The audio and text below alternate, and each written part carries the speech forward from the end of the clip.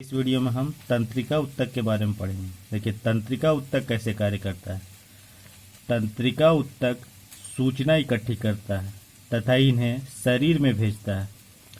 सूचनाओं के आधार पर निर्णय लेता है और पेशियों तक क्रिया के लिए निर्णय को संचरित करता है। जब क्रिया संपन्न होती है तो पेशी उत्तक अंतिम कार्य करते हैं। पेशी कोशिकाएं अपनी आकृति में परिवर्तन करके गति करती है।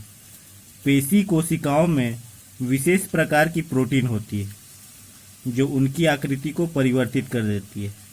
कोशिका में यह तंत्रिका विद्युत आवेग की अनुक्रिया के परिणाम स्वरूप होता है।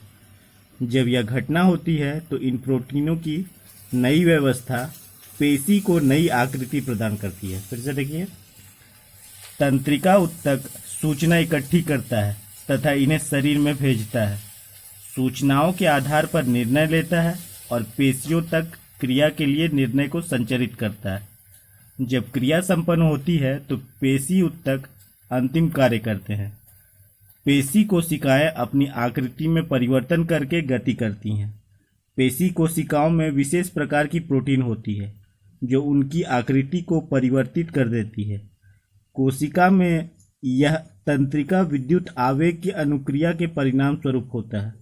जब यह घटना होती है तो इन प्रोटीनों की नई व्यवस्था पेशी को नई आकृति प्रदान करती है। देखिए, पादपों में समन्वय कैसे होता है।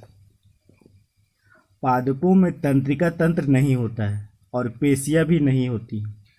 जब एक बीज अंकुरित होता है तो तना ऊपर की ओर आता है तथा जड़ें नीचे की ओर जाती हैं।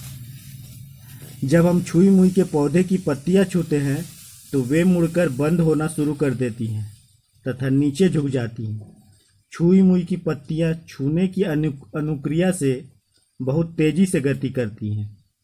इस गति से पौधे की वृद्धि का कोई संबंध नहीं है। नवोद्भिद की दिशिक गति वृद्धि के कारण होती है। यदि इसकी वृद्धि को किसी प्रकार से रोक दिया जाए तब यह कोई गति नहीं दिखाएगा। अतः पादप दो प्रकार की गतियां दिखाते हैं, एक वृद्धि पर आश्रित है और दूसरी वृद्धि से मुक्त है। फिर से देखिए, पादपों में तंत्रिका तंत्र नहीं होता है और पेशियां भी नहीं होती है।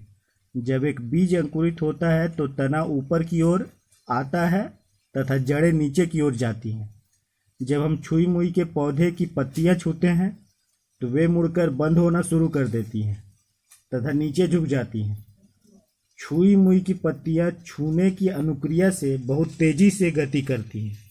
इस गति से पौधे की वृद्धि का कोई संबंध नहीं है। नवोद्भिद की दिशिक गति वृद्धि के कारण होती है। यदि इसकी वृद्धि को किसी प्रकार से रोक दिया जाए तब यह कोई गति नहीं दिखाएगा।